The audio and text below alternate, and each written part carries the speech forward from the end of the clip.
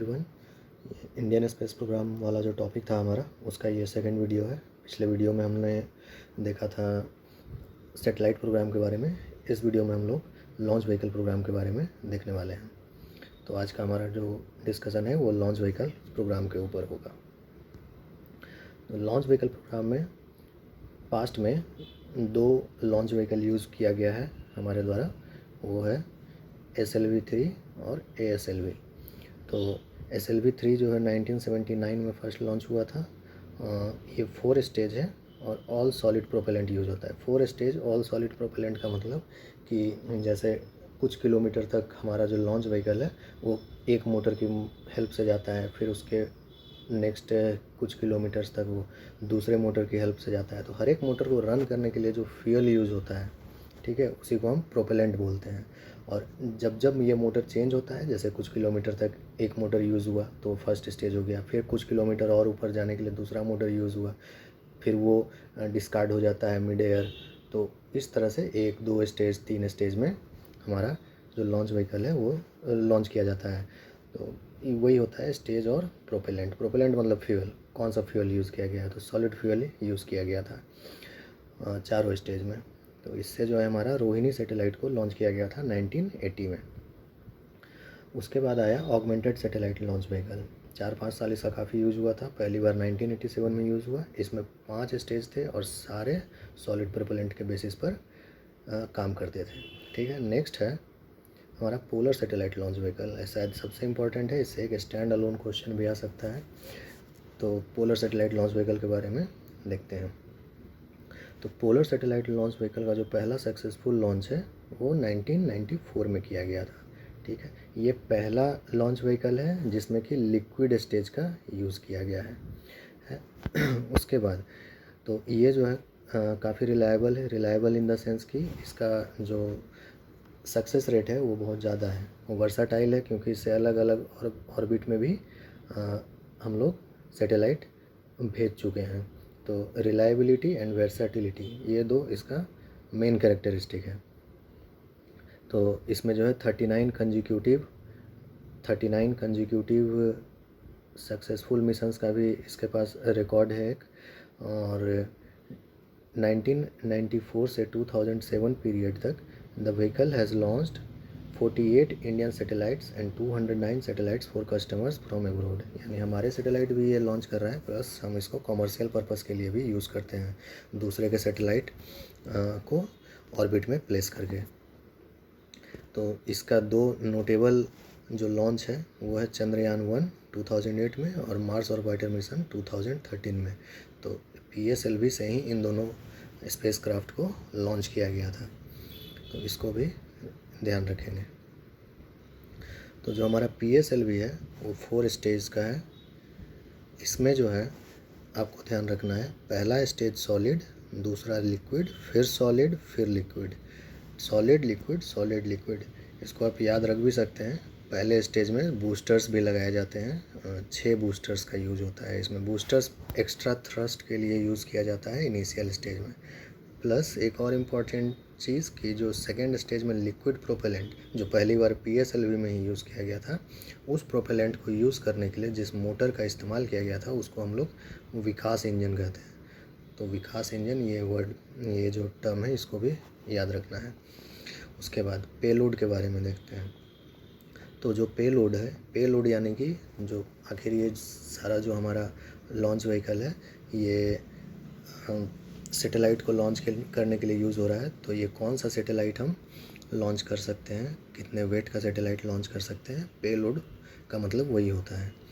तो पेलोड में देखते हैं, तो ये 750 kg ऑफ पेलोड को सन सिंक्रोनस पोलर ऑर्बिट, ठीक है, SSPO, सन सिंक्रोनस पोलर ऑर्बिट में लॉन्च कर सकता है। ये कितनी ऊंचाई तक, 600 किलोमीटर तक। तो ये 1750 kg ऑफ पेलोड, 600 किलोमीटर और सन सिंक्रोनस पोलर ऑर्बिट, इसको, ये सारा टर्म्स को याद रखना है। इसके अलावा जियो स्टेशनरी ऑर्बिट में भी ये लॉन्च कर सकता है, पर उसमें क्या है कि इसका जो लॉन्चिंग पेलोड का जो कैपेसिटी है वो कम हो जाता है। GTO में ये 1425 kg ही पहुंचा सकता है, ठीक है। तो इसका एग्जांपल जो मोस्ट रिसेंट है वो रीसेट 2BR1 पिछले वीडियो में भी देखे थे। इसको PSLV C48 से लॉन्च किया गया और कार्टोसैट 3 सैटेलाइट को PSLV C47 से लॉन्च किया गया। तो ये था PSLV के बारे में। नेक्स्ट देखते हैं। नेक्स्ट है GSLV, जियो सिंक्रोनस सैटेलाइट लॉन्च व्हीकल। इसी को GSLV Mark 2 भी कहते हैं, GSLV Mark 2 या फिर सिंपली GSLV। ये लार्जेस्ट लॉन्च व्हीकल है हमारा जो करेंटली ऑपरेशन में है। प्लस ये 3 स्टेज है, हमारा PSLV 4 स्टेज था, ये 3 स्टेज है। यहाँ पर 4 लिक्विड स्ट्रैप-ऑन्स है। हमारा जो PSLV था उसमें 6 लिक्विड स्ट्रैप-ऑन्स थे, 6 लिक्विड सॉलिड स्ट्रैप-ऑन्स थे। उसके बाद इसमें जो है एक नया टेक्नोलॉजी यूज़ किया गया है जिसको क्रायोजेनिक अपर स्टेज कहते हैं। इसको भी हम लोग आगे देखेंगे क्या होता है। तो ये जो है 3rd स्टेज में जियो सिंक्रोनस सैटेलाइट लॉन्च व्हीकल का जो 3rd स्टेज है उसमें CUS यानी क्रायोजेनिक अपर स्टेज यूज होता है। तो ये GSLV जो है हमारा वो 3 स्टेज है, 3 स्टेज लॉन्च व्हीकल है। तो इसमें क्या है, जो फर्स्ट स्टेज है वो सॉलिड है, सेकेंड स्टेज में लिक्विड यूज़ होता है और जो 3rd स्टेज है वो क्रायोजेनिक इंजन यूज़ होता है। क्रायोजेनिक इंजन में जो लिक्विड होता है, जो फ्यूल होता है, उसको हम लोग लिक्विड फॉर्म में रखते हैं हाईली कूल्ड टेम्परेचर पे, क्योंकि बहुत ज़्यादा कूल करने पे ही वो लिक्विड में हो पाता है। तो एक्चुअली जो हमारा यूज़ होता है उसमें लिक्विड ऑक्सीजन और लिक्विड हाइड्रोजन यूज़ होता है क्रायोजेनिक इंजन में। तो इसको इस तरह से LOX और LH2 से रिप्रेजेंट करते हैं, ठीक है। और जो हमारा इंजन है उस इंजन का नाम है CE 7.5, ठीक है। तो 3rd स्टेज में क्रायोजेनिक इंजन यूज़ होता है। क्रायोजेनिक इंजन मतलब जो फ्यूल है और ऑक्सीडाइज़र है, फ्यूल यहाँ पर हाइड्रोजन है, ऑक्सीडाइज़र ऑक्सीजन है, इन दोनों को बहुत ही ज़्यादा कूल कर दिया जाता है जिससे ये लिक्विड हो जाता है और उसी टेम्परेचर पे इसको स्टोर किया जाता है। तो इसको क्रायोजेनिक इंजन कहते हैं। नाम है CE 7.5, इसको याद रखेंगे। विकास इंजन यहाँ भी यूज़ होता है 2nd स्टेज में, और 1st स्टेज में सॉलिड प्रोपेलेंट यूज़ होता है, सॉलिड फ्यूल यूज़ होता है। तो ये था इसके बारे में डिटेल्ड इन्फॉर्मेशन। उसके बाद पेलोड देखते हैं कि ये पेलोड कितना शिफ्ट कर सकता है ऑर्बिट्स में। तो पेलोड में ये 2500 kg तक ले जा सकता है GTO में, यानी जियो स्टेशनरी ट्रांसफ़र ऑर्बिट। GTO मतलब जियो स्टेशनरी ट्रांसफ़र ऑर्बिट। अलग अलग तरह का ऑर्बिट होता है, तो ये GTO भी उन्हीं में से एक ऑर्बिट है। तो GTO में अगर ले जाना है तो 2500 kg तक ले जा सकता है, और अगर लियो में ले जाना है यानी लो अर्थ ऑर्बिट में ले जाना है तो 5000 kg तक ले जा सकता है। जो लो अर्थ ऑर्बिट है वो थोड़ा नीचे होता है तो इसलिए ज़्यादा वेट ले जा सकता है, बट GTO जो होता है जियो स्टेशनरी ट्रांसफ़र ऑर्बिट वो थोड़ा हाइट पे होता है ज़्यादा लियो की तुलना में, तो इसीलिए वहाँ पर थोड़ा कम वेट ही ले जा पाता है, ठीक है। तो पिछले वीडियो में भी देखे थे कि जो हमारा हेवियर सैटेलाइट्स है मोस्टली कम्युनिकेशन सैटेलाइट्स होता है, जैसे कि इनसैट, GSAT। तो GSLV के हेल्प से इन्हीं सारे सैटेलाइट्स को लॉन्च करते हैं हम लोग। हालांकि अभी भी कई सारे हेवियर सैटेलाइट्स हैं जिनको लॉन्च करना हमारा संभव नहीं है, इसलिए उसको हम फॉरेन कंट्रीज़ के जो स्पेस एजेंसीज़ हैं उनके हेल्प से लॉन्च करते हैं। ओके, आगे देखते हैं। इसी का एक अब इम्प्रूव्ड वर्जन है GSLV Mark 3। तो GSLV Mark 3 में क्या है कि ये भी 3 स्टेज है। First stage liquid, second stage solid और 3rd stage cryogenic engine use करते हैं 3rd स्टेज में। इसका जो 3rd स्टेज है उसको हम CE 20 बोलते हैं। जैसे GSLV Mark 2 में हमारा जो था CE 7.5 था, यहाँ पर CE 20 है। और जो फर्स्ट और सेकंड स्टेज है उसमें लिक्विड और सॉलिड, जो लिक्विड है उसको L110 और सॉलिड जो है उसको S200 नाम है उसका, चाहे तो आप याद रख सकते हैं। तो ये था GSLV Mark 3 है, ज़्यादा पावरफुल है GSLV Mark 2 से, जैसा कि आप इसका पेलोड से ही देख सकते हैं। GTO में 4000 kg और लियो में 8000 kg तक ये लिफ्ट कर सकता है। GSLV Mark 3 जो है हमारा इसी से चंद्रयान 2 लास्ट ईयर लॉन्च किया गया था, तो ये एक नोटेबल एग्जाम्पल है, इसको याद रखना है। ओके। आगे देखते हैं। नेक्स्ट है साउंडिंग रॉकेट्स।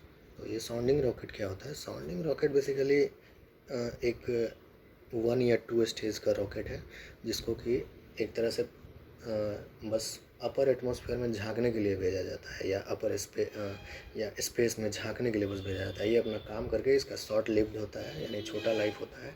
ये ऊपर जाता है, इसमें जो सेंसर इंस्ट्रूमेंट वगैरह लगा होता है, ये अपना पर्पस सॉल्व करता है थोड़े से टाइम में, और ये उसका पर्पस यहीं पे ख़त्म हो जाता है। तो उसी को साउंडिंग रॉकेट कहते हैं। तो sounding rockets are 1 or 2 stage solid propellant rockets used for probing the upper atmospheric regions and for space research. They also serve as easily affordable platforms to test or prove prototypes of new components or subsystems intended for use in launch vehicles and satellites. यानी कि उन experiments के अलावा इसको test करने के लिए भी यूज़ किया जाता है साउंडिंग रॉकेट्स को। कोई नया टेक्नोलॉजी अगर हम डेवलप किए हैं तो उसको टेस्ट करने के लिए भी साउंडिंग रॉकेट का यूज़ किया जाता है। 1965 से ही साउंडिंग रॉकेट्स इसरो जो है वो एम्प्लॉय कर रहा है, और 1975 में जितने भी साउंडिंग रॉकेट्स के जो प्रोग्राम थे उसको रोहिणी साउंडिंग रॉकेट प्रोग्राम के अंदर मर्ज कर दिया गया, और इसी प्रोग्राम के अंदर अभी भी साउंडिंग रॉकेट भेजा जाता है। तो साउंडिंग रॉकेट जो है हमारा, वो 3 तरह का व्हीकल यूज़ होता है: RS-200, RS-300 Mark II और RS-560 Mark II। इन सब का पेलोड, एल्टीट्यूड और पर्पस क्या है, तीनों इस टेबल में आप देख रहे हैं। RS-200 10 kg पेलोड और एल्टीट्यूड 80 किलोमीटर तक ये जा सकता है। उसी तरह RS-300 60 kg पेलोड और 160 किलोमीटर तक ये जा सकता है। RS-560 100 kg पेलोड और 470 किलोमीटर तक उसको हम लोग भेज सकते हैं एटमॉस्फेयर में, अपर एटमॉस्फेयर में। ठीक है, ओके, नेक्स्ट देखते हैं। नेक्स्ट है हमारा reusable launch vehicle technology demonstrator. तो ये RLVTD शॉर्ट फॉर्म में इसको कहते हैं। तो ये बेसिकली क्या है कि इसमें हम, जैसा कि नाम से ही पता चल रहा है, रीयूजेबल यानी कि जिसको दोबारा यूज़ कर सकें। ये लॉन्च होगा, अपना पर्पस फुलफ़िल करेगा अपर एटमॉस्फेयर में जाकर या स्पेस में जाकर, फिर ये रिटर्न हो जाएगा वापस। तो जैसा कि आप देख रहे हैं, ये अभी टेक्नोलॉजी डिमॉन्स्ट्रेटर स्टेज में ही है, यानी कि अभी ये फुल फ्लेज्ड यूज़ में नहीं है। इसमें बेसिकली क्या है कि एक एरोप्लेन जो होता है और एक रॉकेट जो होता है, दोनों का कैरेक्टरिस्टिक्स कंबाइन किया गया है। रॉकेट का कैरेक्टरिस्टिक कंबाइन किया गया है इसको लॉन्च करने के लिए, और वापस इसको अपने एटमॉस्फेयर में री एंट्री के लिए और लैंड कराने के लिए ज़मीन पर इसको एरोप्लेन का फीचर्स से इक्विप किया गया है। तो ये बेसिकली अभी बस एक बार इसको अभी फ़्लाइट टेस्ट किया गया है इसका 2016 में। तो 2016 में जो फ़्लाइट टेस्ट हुआ था उसमें कुछ क्रिटिकल टेक्नोलॉजी को डिमॉन्स्ट्रेट किया गया है, जैसे re entry guidance system, navigation system, इन सब को इसमें टेस्ट किया गया है। तो ये भी हमारा एक लॉन्च व्हीकल है जो कि अभी एक्सपेरिमेंटल स्टेज में है। ठीक है, तो इसके बाद एक लास्ट है हमारा scrum jet engine. Scrum jet engine क्या होता है कि ये भी अभी इसरो का जो हमारा स्क्रैम जेट इंजन है, ये भी एक्सपेरिमेंटल स्टेज में ही है। इसको भी जो है 2016 में एक्सपेरिमेंट किया गया है सक्सेसफुली इसके ऊपर। स्क्रैम जेट इंजन में बेसिकली क्या होता है कि जो हमारा ऑक्सीडाइज़र होता है, जैसे पहले भी हम लोग देखे कि एक फ्यूल होता है जैसे हाइड्रोजन, और एक ऑक्सीडाइज़र होता है जैसे कि ऑक्सीजन। तो जो ऑक्सीडाइज़र वाला पार्ट है वो हम लोग रॉकेट में स्टोर नहीं करते हैं। ऑक्सीडाइज़र वाला पार्ट क्या है कि रॉकेट जब स्पीड से ऊपर जाता है तो जो एयर को उसमें फोर्स किया जाता है कि एयर इंटर हो रॉकेट के अंदर, और वो जो एटमॉस्फेरिक एयर है उसी को ऑक्सीडाइज़र के रूप में यूज़ किया जाता है। ठीक है, तो इससे क्या होता है कि हमारा रॉकेट का वेट कम हो जाता है, क्योंकि ऑक्सीडाइज़र यूज़ नहीं कर रहे हैं, हम पहले से स्टोर नहीं कर रहे हैं, तो इसकी वजह से रॉकेट का वेट हल्का हो जाता है और उसका कैरिंग कैपेसिटी बढ़ जाता है, तो हम थोड़ा हेवियर सैटेलाइट भी लॉन्च कर सकते हैं।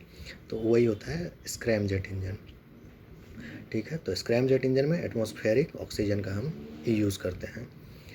The first experimental mission of ISRO's scramjet engine towards the realisation of an air breathing, इसको एयर ब्रीदिंग प्रोपल्सन सिस्टम भी कहते हैं। ठीक है, 2016 में हुआ था फर्स्ट सक्सेसफुल। और इसी में हाइड्रोजन को फ्यूल के जैसा यूज़ करते हैं और ऑक्सीजन फ्रॉम एटमॉस्फेरिक एयर को ऑक्सीडाइजर के जैसा यूज़ करते हैं। तो ये था second video Indian space programme के ऊपर, और नेक्स्ट हम लोग नया टॉपिक शुरू करेंगे नेक्स्ट वीडियो में। तो इंडियन स्पेस प्रोग्राम में सैटेलाइट प्रोग्राम और लॉन्च व्हीकल प्रोग्राम क्वेश्चन इन्हीं पर से आएगा। इतना जो इन्फॉर्मेशन है इससे आप एक अच्छा आंसर लिख पाएंगे। Okay, thank you.